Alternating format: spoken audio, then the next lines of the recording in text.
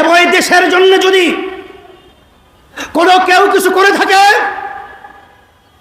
ইসলামী আন্দোলন বাংলাদেশ সেই টিপাই মুখ বাদ যখন ভারত সরকার দেওয়া ষড়যন্ত্র করেছিল, আমরা লং মার্চ করে ঢাকা থেকে লক্ষের মতো লোক নিয়ে আমরা সেই সিলেট চকিগঞ্জ পর্যন্ত পৌঁছেছিলাম। তখন আমরা অনেক দেশের দরদি দেখেছি, কিন্তু রাজপথে পাই নাই। আমরা করোনার সময় দেখেছি, যখন মা সন্তানকে ফেলে পালিয়েছে, স্বামী স্ত্রীকে ফেলে পালিয়েছে, যখন আত্মীয় স্বজন তাদের পাশ থেকে পালিয়েছে, তখন ইসলামী আন্দোলন বাংলাদেশ এবং তার সমস্ত সহযোগী সংগঠন জানের ঝুঁকি নিয়ে তাদের খেদমতের জন্য পাশে গিয়ে তাদের সেবায় নিয়োজিত ছিল।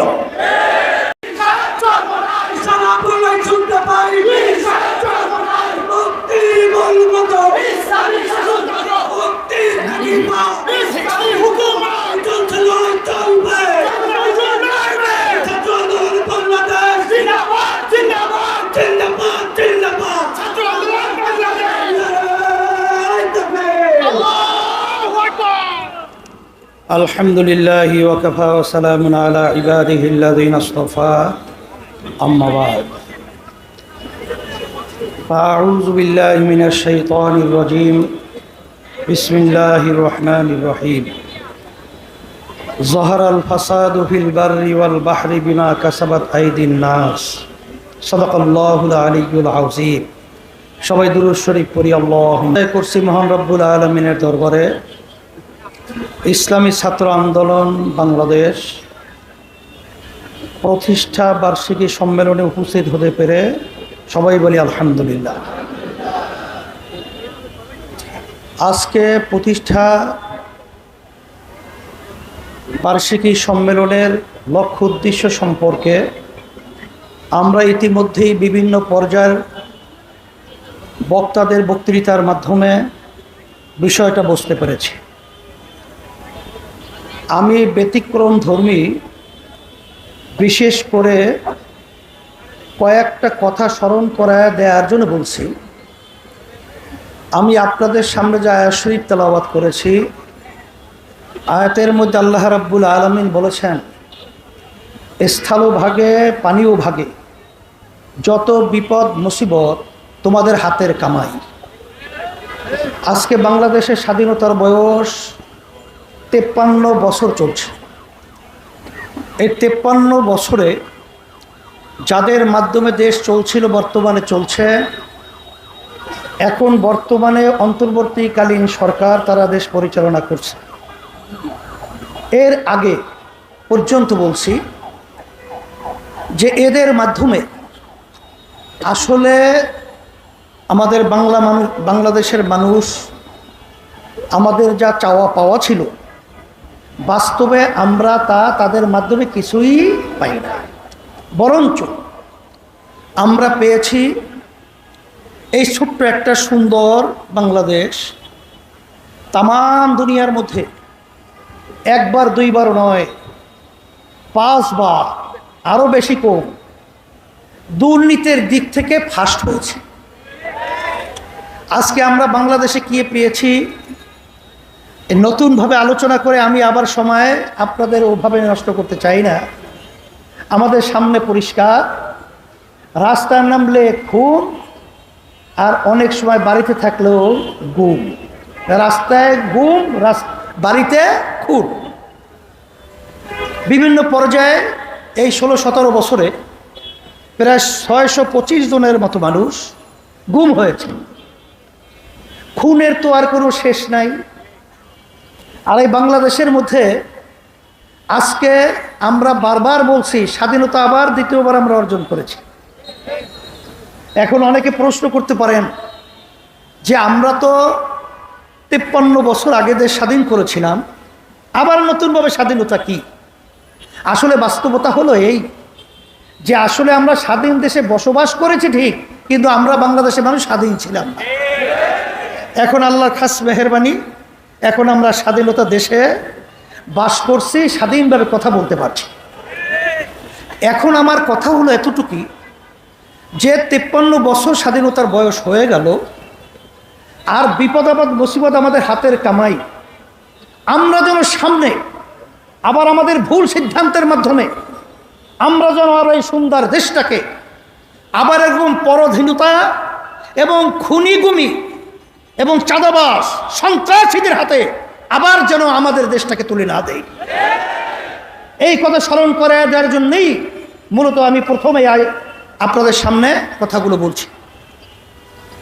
আর সাথে সাথে আমি ছাত্র আন্দোলনকে বলবো যে আলহামদুলিল্লাহ, শুকরিয়া আদায় করছি যে তোমাদের কার্যক্রম যখন এই দেশ দ্বিতীয়বার 5ই আগস্ট স্বাধীন হলো, তখন বিভিন্ন রাজনৈতিক দলের সহযোগী সংগঠন ছাত্ররা বিভিন্ন পর্যায়ে আমরা দেখেছি, তখন তাদের নিজের স্বার্থের জন্য তারা বিভিন্ন দেশকে সুন্দর পরিচালনা এবং শত শত হাজার মানুষ, অনেক মায়ের কোল খালি হলো, অনেক সন্তান বাপ হারা হলো, সন্তান হারা মা যখন বলতেছিল কয়েকদিন পর্যন্ত আমার সন্তান আমাকে মা বলে ডাকছে না, সেই কথা ভুলে গিয়ে ওই স্বার্থান্বেষী মহল এই বাংলাদেশের বিভিন্ন পয়েন্টে চাঁদাবাজি, সন্ত্রাসী, জায়গা দখল, বিভিন্ন পর্যায়ে অশান্তি করে তুলে বাংলাদেশকে অস্থিতিশীল করার চেষ্টা করেছে। সে সময় আমি তোমাদেরকে ধন্যবাদ জানাই যে তখন তোমরা বাংলাদেশের সংখ্যালঘু এবং অন্য যারা নাকি বাংলাদেশে অন্যান্য ধর্ম অবলম্বী রয়েছে, তাদের মন্দির, তাদের গির্জা এবং তাদের জান মাল ইজ্জতের হেফাজতের জন্য তোমরা পাহারা দিয়েছ, তোমরা স্বতঃস্ফূর্ত তাদের পাশে থেকে তাদের জান মাল ইজ্জতের নিরাপত্তার দায়িত্ব পালন করেছ। শুধু তাই না, আমরা দেখেছি যখন বাংলাদেশ বিভিন্ন পর্যায়ে যখন প্রশাসন তাদের দায়িত্ব থেকে অনেকটা দেশ বিভিন্ন বিশৃঙ্খলায় সময় পার করছিল, তখন তোমরা রাস্তায় নেমেন, তখন তোমরা মানুষের যানজট নিরসনের জন্য তোমরা সেখানে ট্রাফিকের ভূমিকা পালন করেছ। আমরা দেখেছি যখন কোনো আহত ছেলেরা তারা কাতরাচ্ছে রাস্তায়, তখন তোমরা তাদের পাশে গিয়ে তাদের সহযোগিতায় কাজ করেছ। আমরা দেখেছি বন্যার্থ যখন নাকি ভারত থেকে পানি ছেড়ে আমাদেরকে না জানিয়ে আন্তর্জাতিক আইন লঙ্ঘন করে আমাদের দেশকে ডুবিয়ে দেওয়ার যখন ষড়যন্ত্র করেছিল, তখন তোমাদের সেখানে স্বতঃস্ফূর্ত স্বেচ্ছাসেবক এবং সাথে সাথে তাদের অন্ন বস্ত্র, তাদেরকে বিভিন্ন চিকিৎসার ব্যবস্থা তোমরা করেছ। আমরা তোমাদেরকে ধন্যবাদ জানাই।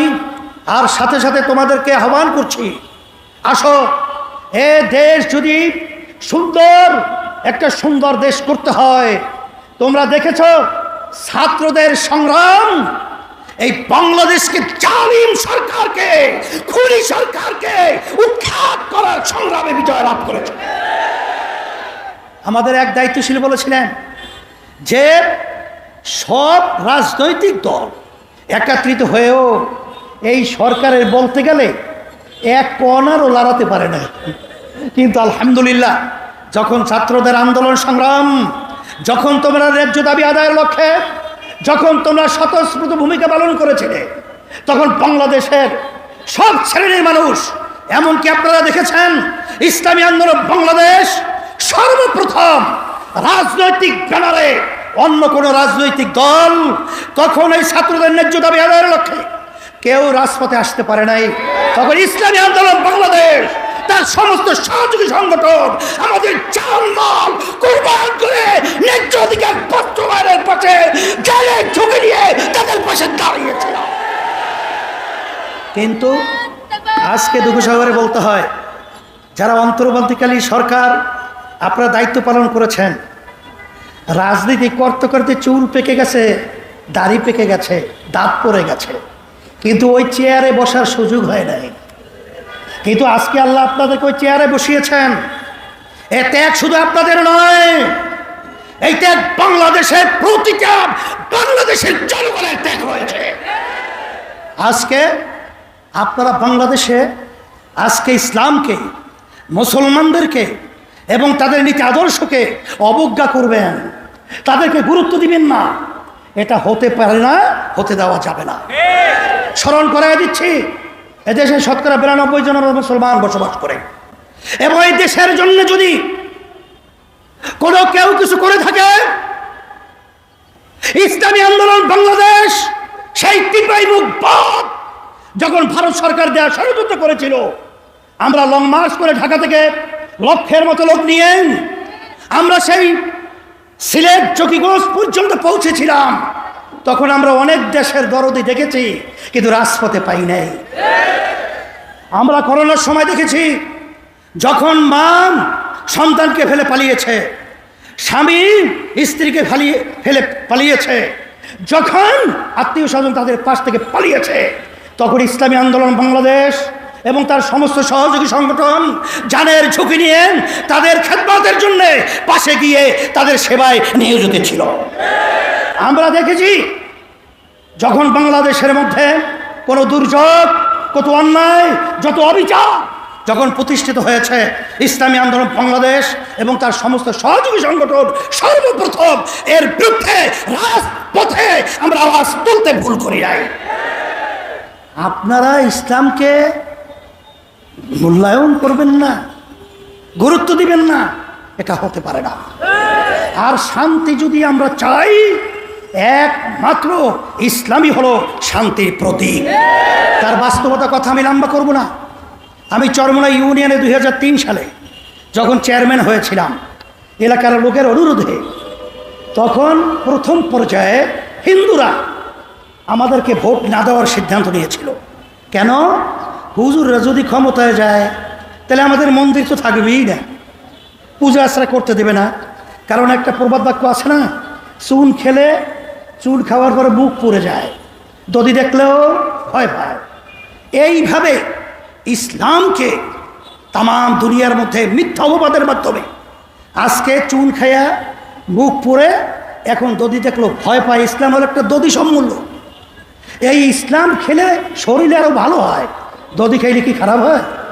সেই দদি খাওয়ার পর আরও শরীর সতেজ হয়, ভালো হয়। আসলে ওই নির্বাচনে আমাকে তেমন হিন্দুরা ভোট দেয় নাই।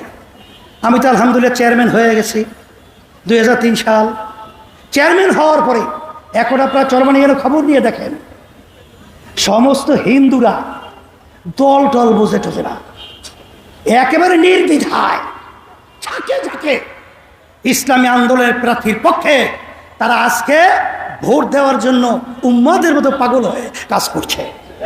আপনারা লক্ষ্য করেছেন, এই শাহবাগী যখন হিন্দুরা অবস্থান নিয়েছিল, সাংবাদিকদের সামনে হিন্দুরা বলেছিল যে আমাদের মন্দির, আমাদের জানমাল নিরাপত্তার দায়িত্বের জন্য ইসলামী আন্দোলন বাংলাদেশ এগিয়ে আসছিল।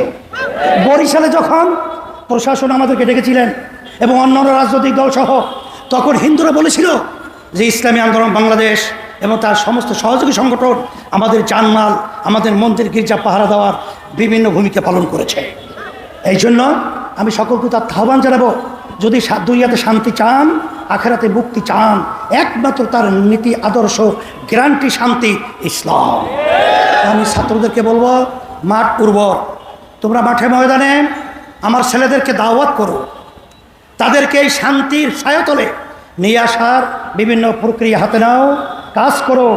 হরকতে বরকত আন্দোলনের নড়াচড়া আল্লাহ রাব্বুল আলামিন আমাদের সকলকে এই সম্মেলন এবং এই সম্মেলনের মাধ্যমে শান্তির ব্যবস্থা দুনিয়াতে, আখিরাতে মুক্তির ব্যবস্থা করে দে। আল্লাহুম্মা